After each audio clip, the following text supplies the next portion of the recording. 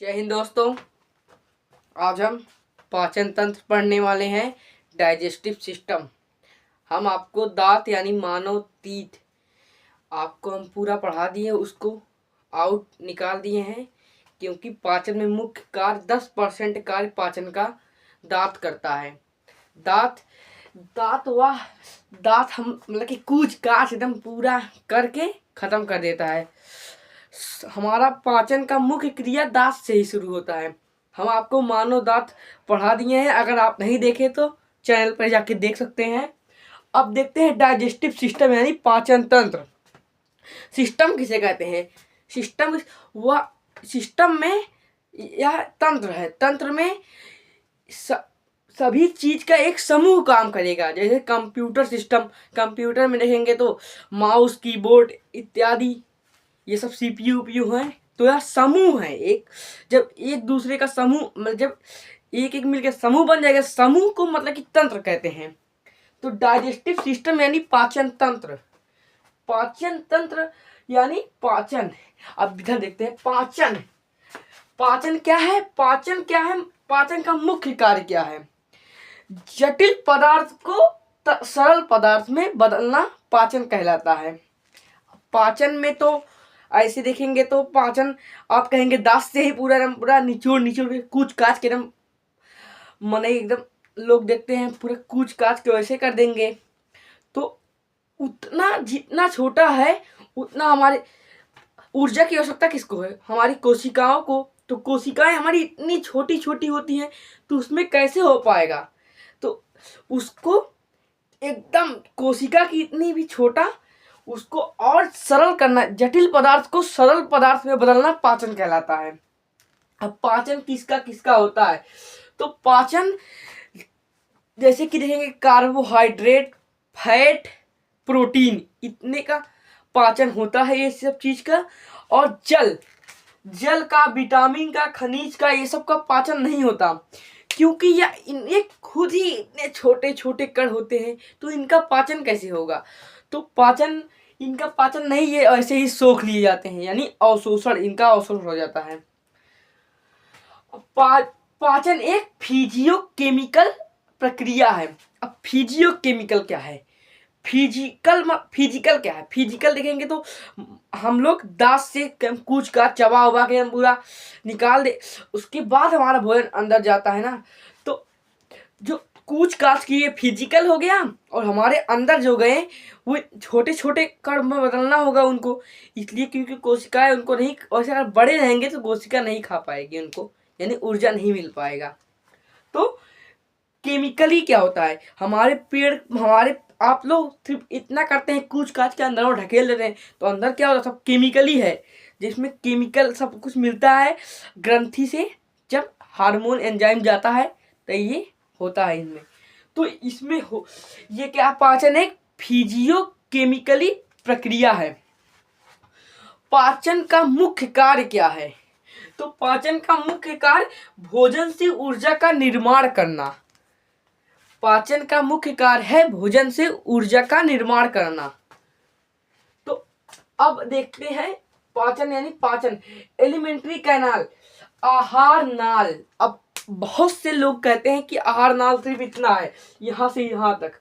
तो ये आहार नाल नहीं है बाबू, यह ग्रास गली है, यानी फूड पाइप। आहार नाल हमारा पूरा संपूर्ण, जितने में पूरा हमारा ये रहेगा, जितने में जहां तक भोजन जाएगा, पूरा आहार नाल है।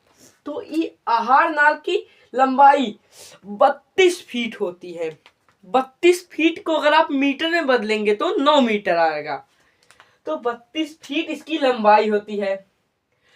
अब शुरू कर रहे हैं पाचन की प्रक्रिया। तो मुख गुहा क्या है? मुख गुहा में जानते हैं क्या क्या आता है? दांत, जीभ इत्यादि चीज आते हैं। तो मुख गुहा हमारे यहाँ पर है, जैसे ये वाला सही, यहाँ पर जो मुख गुहा, ये मुख गुहा है। मुख गुहा यहाँ पर हो जाता है।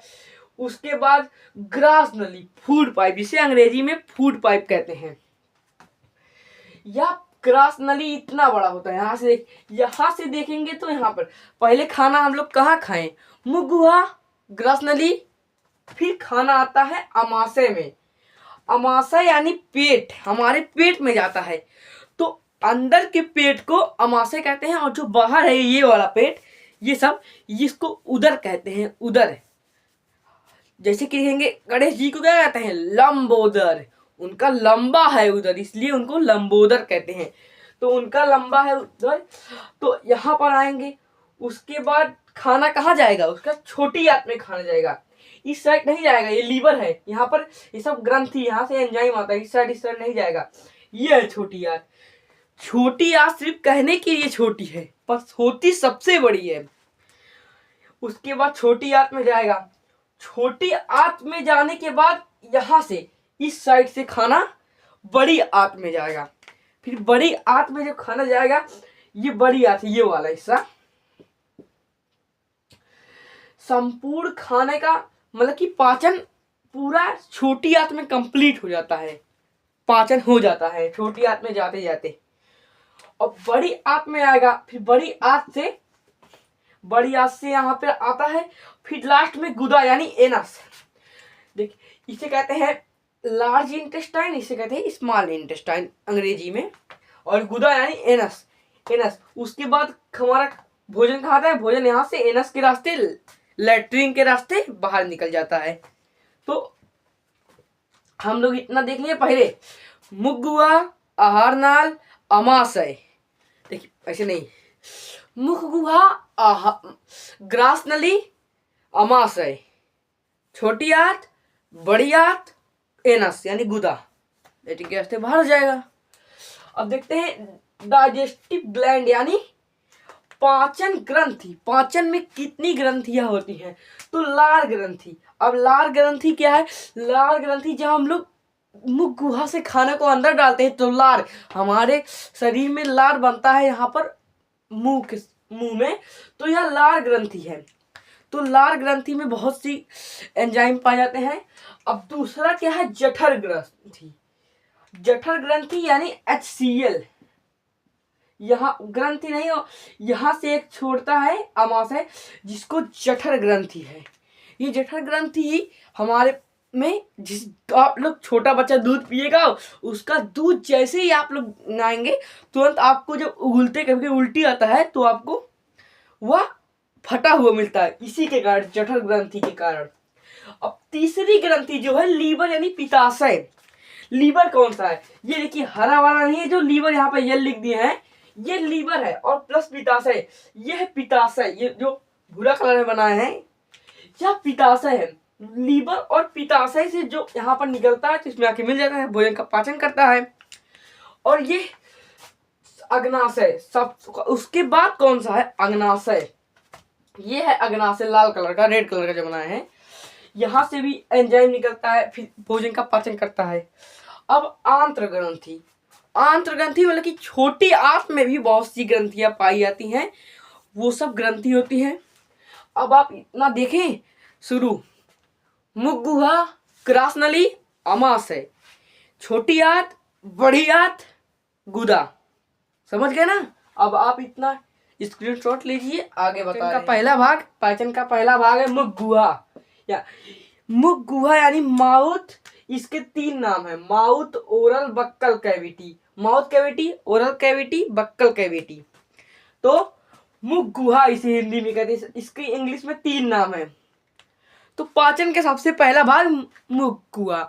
मुख गुहा में क्या कहते हैं, इसमें दांत हो जाते हैं, दांत के बाद जीभ हो जाता है। दांत को हम पहले पढ़ा दिए, और जीभ को हम सेंसरी ऑर्गन नामक चैप्टर में पढ़ाए हैं, आप चाहे तो उसे भी देख सकते हैं, नहीं तो उसका कोई भूमिका नहीं है। तो मानव में प्रतिदिन 3 नहीं सॉरी मतलब कि हाँ सॉरी मुख गुहा में 3 जोड़ी लाल ग्रंथि होती हैं, जिसमें पैरोटीड सबसे बड़ी ग्रंथि होती है। 3 जोड़ी, यही सांप में जहर का काम कर देती है। यही पैरोटीड ग्रंथि सांपों में जहर का काम करती हैं। और यह एक सब लिंगुअल होता है, एक सब मेडुबुलर होता है। तो इसमें से आप सिर्फ पैरोटीड ग्रंथि याद कर लेंगे, मेन यही है। और उसके बाद मानव में प्रतिदिन 1 से 1.5 लीटर लार बनता है। अब यह लार क्या होता है? लार में मतलब आपको अगर किसी बोतल में आप स्टोर करेंगे तो 1 से 1.5 लीटर आ जाएगा, उसको इसे पी लीजिएगा। नहीं नहीं, पीना नहीं होता है। लार का बहुत महत्वपूर्ण काम होता है हमारे शरीर में, पहले समझिए। तो नहीं नहीं, जाने दीजिए, एक बात में समझाएंगे। पहले एंजाइम, 3 जोड़ी लार ग्रंथि में 4 एंजाइम पाए जाते हैं। लाइसोसोम, इसका ये क्या करता है? लाइसोसोम या जीवाणुनाशी यानी जीवाणुओं का पूरा खत्म कर देता है। अब आप किसी मजदूर को देखेंगे तो हाथ ऐसे भी कहीं से लाएगा, तुरंत ऐसे करेगा, तुरंत खा लेगा। भगवान बहुत होशियार था, इसलिए लाइसोजाइम या जीवाणुओं का विनाश कर देता है, खत्म कर देता है जीवाणु को। कहीं से आएगा मजदूर, ऐसे खाना आएगा तो खा लेगा, कहेगा ला ये खा लेते हैं। तो ऐसे नहीं होता है, ये लाइसोजाइम जीवाणुओं का नाशी है, जीवाणुओं का नाश कर देता है। उसके बाद कौन सा है? टाइलिन और डाइस्टेज। ये टाइलिन और डाइस्टेज का कार्य एक ही है। तो क्या कार्य है? स्टार्च, स्टार्च यानी मंड। मंड क्या है? अब मंड वो है जो अनाज का ऊपरी यानी चोकर, अनाज का ऊपरी परत चोकर। चोकर क्या होता है? अब चोकर को अगर आप कहेंगे तो चोकर आटे, अगर आप आटे का रोटी खाएंगे तो आप 5-6 आराम से खा लेंगे। आप उसको कितना भी चाल दीजिए, उसमें से चोकर नहीं खत्म होगा। क्यों नहीं खत्म होगा? चोकर ही अगर आप पूरा चोकर निकाल दिए तो मैदा बन जाएगा। तो मैदा की अगर आप 5 रोटी खाएंगे तब भी नहीं पचा पाएंगे। अगर आटे की रोटी तो आप 5-7 आराम से खा लेंगे। तो यह किसका पाचन करता है? स्टार्च यानी मंड का पाचन कर देता है, टाइलिन डाइस्टेज। उसके बाद सबसे लास्ट वाला जो एंजाइम है म्यूकस। म्यूकस का क्या कार्य है? भोजन को चिपचिपा बना देता है, ये लभेड़ देता है व्यक्ति में। लभेड़ने का मतलब समझ है? चिपचिपा। जब भोजन है, मतलब कि भोजन अगर आप खाएंगे, अगर वो चिपचिपा नहीं रहेगा तो आराम से जाएगा नहीं है। जैसे कि आप देखते हैं एक मन होता है जल्दी चावल घूम के भर लेकर अटक जाता है, पानी पीते हैं तब जाके जाता है। वह चिपचिपा जब रहेगा तब आराम से चला जाएगा। तो भोजन को आराम से खाना चाहिए। तो अब लार जानते ही इतना महत्वपूर्ण भूमिका निभाता है। लार, अगर आप भोजन खा रहे हैं तो लार ही उसको लभेड़ लभेड़ के अंदर जाता है। ये लार अगर आप किसी को देखेंगे तो छोटे बच्चों में देखेंगे तो उनपे 2 लीटर 2.5 लीटर ऐसे से लार बनता है, क्योंकि वह छोटे हैं और उनमें देखते हैं ऐसे चूहता रहता है। तो उनकी ऐसे रुमाल वाली बांध लेगा, ऐसे लटका के घूमेगा, ऐसे देखेगा तो पहुँच लेगा। और कुछ तो ऐसे हैं कि बड़े बड़े होने के बाद सोते हैं, एक पाउआ ऐसे निकाल के गिरा के रहते हैं। तो ये कुछ काम हो जाता है। अब फूड पाइप, दूसरा क्या है? Food pipe. ये मुख हुआ हो गया। अब फूड पाइप यानी ग्रास नली। ग्रास नली क्या है? अब देखिए बाबू लोग, यह ग्रास नली है। अगर आप इसको ग्रसनी कह लेंगे तो ग्रसनी श्वसन का मार्ग है, जिसे हम आपको श्वसन नामक चैप्टर में पढ़ाएंगे। अभी डाइजेस्टिव सिस्टम पढ़ा दे रहे हैं, उसके बाद देखते हैं श्वसन चैप्टर। तो फूड पाइप यानी ग्रास नली। ग्रास नली की लंबाई तो 25 सेंटीमीटर। ग्रास नली की लंबाई 25 सेंटीमीटर होती है। और भोजन को क्या करता है? भोजन को ढकेलता है। जैसे आप खाएंगे तो ढकेलता क्या है? इसमें ढकेलने के लिए इसमें क्रमानुकुचन होता है। क्रमानुकुचन यानी ढकेलना। कि भोजन अगर आप जाए तो एक के थम नहीं गिरेगा। जैसे कि पानी बरसता है तो पाइप से थम आवाज आती है ना, तो आवाज क्यों नहीं आती है? तो यह क्रमानुकुचन के कारण नहीं आती है। क्रमानुकुचन के मतलब आराम से भोजन जाता है। या फूड पाइप, जैसे आपका फूड पाइप पतला है, इसमें आराम से धीरे जाएगा भोजन। और फूड पाइप में इसमें पाचन नहीं होता है। फूड पाइप में पाचन नहीं होता है। जैसे कि पाचन हम नहीं करें, पाचन का हिस्सा नहीं है, यह पाचन का हिस्सा है। इसमें पाचन होता नहीं। यहाँ से भोजन आया, इसको यहाँ से आमाशय में लेना, मुख गुहा से आमाशय में लाना, इसका कार्य। तो आप इतना समझ गए, स्क्रीनशॉट लीजिए। देखिए, पाचन का तीसरा भाग स्टोमच यानी अमाशय। पाचन का तीसरा भाग अमाशय। तो अमाशय में सब क्वेश्चन पूछेगा कि ऐसा कौन सा है जिसमें भोजन सबसे देर तक रहता है। लेट। तो अमाशय में भोजन 4 घंटे तक रहता है। उसके बाद अमाशय में पेट का 3 भाग होता है। यहाँ पर देखिए बना दिए हैं, और उधर नहीं, अब इधर देखिएगा। तो अमाशय का 3 भाग देखिए, 1 2 3, यहाँ पर पेट में 3 भाग होता है। तो पहला जो भाग है वो कार्डियक। ये कार्डियक में क्या होता है, यह पेट का सबसे ऊपरी भाग यानी अमाशय का सबसे ऊपरी भाग जो है उसे कार्डियक कहते हैं। कार्डियक HCl का निर्माण। अब HCl क्या है, तो HCl जो है, जब हम भोजन करते हैं तो हाइड्रोक्लोरिक एसिड निकलता है भोजन में, हमारे अमाशय में। तो वह क्या करता है, भोजन को पचाने का कार्य करता है, क्योंकि पाचन तंत्र है। तो HCl का निर्माण यानी, और यह जीवाणुनाशी यानी जीवाणुओं को नाश कर देता है। यह जीवाणुओं का नाश कर देता है, खत्म मारता है, धुआंधार एकदम खत्म कर देता है। और यह क्या करता है, भोजन को तोड़ता है, भोजन को टुकड़ों में तोड़ देता है। क्या, कार्डियक जो ऊपरी भाग है। अब आप एक चीज नोटिस किए होंगे, जब हम लोग खाते हैं गर्मियों में दूध दही, तो खाने में बढ़िया लगता है, खीर उर खाते हैं। तो हम लोग जब खाते हैं तो दूध खाते हैं, तो इसमें एक बार उल्टी आने लगता है, तो दूध जैसे लगता है ना, पूरा इधर स्वाद बदल जाता है। तो किसके कारण होता है, तो यह हाइड्रोक्लोरिक एसिड HCl, क्योंकि हम जब वो दूध इसमें जाता है तो वह तुरंत दही में बदल जाएगा, क्योंकि हाइड्रोक्लोरिक एसिड वह उसको फाड़ देता है। यह एसिड है हाइड्रोक्लोरिक एसिड, इतना तो आपको पता ही होगा एसिड और बेस के बारे में। और 7 से ऊपर है तो वह क्षारीय यानी बेस है, उसके बाद अगर 7 से नीचे है तो वह एसिड, अगर 7 है तो न्यूट्रल, इतना पता। तो हाइड्रोक्लोरिक एसिड के कारण वह एकदम स्वाद नहीं अच्छा लगता। तो वह दूसरा भाग जो पेट का है, ये दूसरा भाग, यह फंडिक में क्या होता है, कांटेनुमा संरचना होती है। कांटेनुमा संरचना, ये वाला, ये जो बिचला भाग है उसे कांटेनुमा संरचना होती है, जिसे रूजी कहते हैं। रूजी यह भोजन को रोककर, यही भोजन को रोकता है। जब कांटेनुमा संरचना है तो आम सी जाहिर सी बात है, जब कांटे में कोई चीज बधेगी तभी तो रुकेगी, तो यह भोजन को रोकता है। भूख लगने पर यही चुभता है। जब हम लोग को भूख लगती है, गांव में नहीं कहते हैं सब लोग कि भूख लग रही, पेट में चूहे कूद रहे हैं, तो चूहा नहीं, ये चुभता है पेट में। भूख लगने पर यार चुभता है पेट को, तो हम लोग को पता चलता है कि भूख लगा है। और पेट का सबसे लास्ट वाला भाग पाइलोरिक होता है। पाइलोरिक, और पाइलोरिक में क्रास्टिक ग्लैंड यानी जठर ग्रंथि, जठर रस पाया जाता है। सॉरी, हम आपको पहले बताए थे कि जठर ग्रंथि में HCl आता है, पर ये नहीं होता है। हमारा क्या है, हम भी रिसर्च करते हैं तब पढ़ाते हैं, एक बार ब्रेन नहीं काम करता जैसे कि।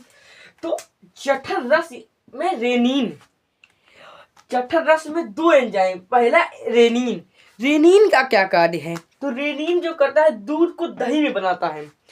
दूध को दही में बनाने का कार्य रेनिन करता है। और दूसरा जो है पेप्सिन।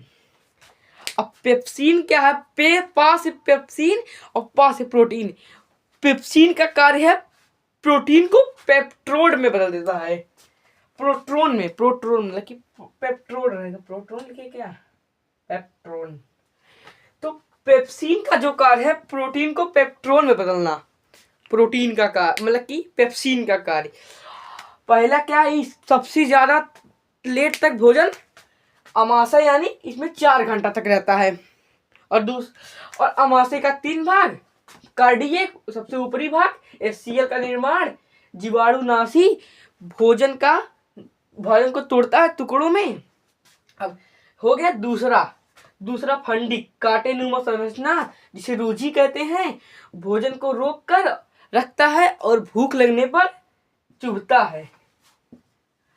और तीसरा पाइलोरिक ग्रास्ट्रिक ग्लैंड यानी जठर ग्रंथि, इसमें रेनिन, दूध से दही, पेप्सिन, प्रोटीन को प्रोट्रोन हो जाता है। अब इतना देखें। और कभी कभी ये होता है कि अब पहले आप एक चीज हम आपको बताना भूल गए कि जब हम लोग भोजन को खाएंगे, जब मुंह गुहा से अंदर आएगा इसमें फूड पाइप में, तो जानते क्या हो जाएगा, उस भोजन को बोलस कहते हैं, बोलस। उस भोजन को बोलस कहेंगे। अब यहाँ पे पेट में आए तो बोलस। अब पेट में भी इतना पाचन तोड़ ताड़ कूच काच, ट्रेनिन, पेप्सिन, एससीएल सब लोग कूच काच के जब यह छोटी आंत में आएगी, तो छोटी आंत में इसको काइम कहते हैं, काइम। उसे काइम कहेंगे, उस भोजन को काइम कहेंगे। पहले मुंह से अंदर आए तो बोलस, बोलस से भी अमाशय में, अमाशय से जब छोटी आंत में जाएगा तब उसे काइम कहेंगे। अब इतना आप समझ गए। अब इसके बाद एक कभी कभी होता है हमारे गांव में, जब कोई महिला गर्भवती महिला प्रेग्नेंट की गर्भवती होती है, तो हमारे, अगर आप गांव से हैं तो गांव में सब लोग पेट में बच्चा नहीं रहता है, वह यूट्रस में होता है। पेट में रहेगा तो का ससुरा रेनिन पेप्सिन मारेंगे एक ओर से, एकदम जला भुना कर जल उल जाएंगे, एकदम बच्चे को पचा उचा देंगे हम। तो बच्चा कहाँ होता है, यूट्रस। यूट्रस जो है वो हमारे अमाशय के नीचे इधर पाया जाता है, तो यूट्रस में रहते हैं। अब इतना देख लिए। चूंकि यह पार्ट लंबा हो जाएगा इसलिए हम पार्ट 2 बना रहे हैं। आप इतना स्क्रीनशॉट ले लीजिए। अब आगे मिलेंगे। जय हिंद, जय भारत।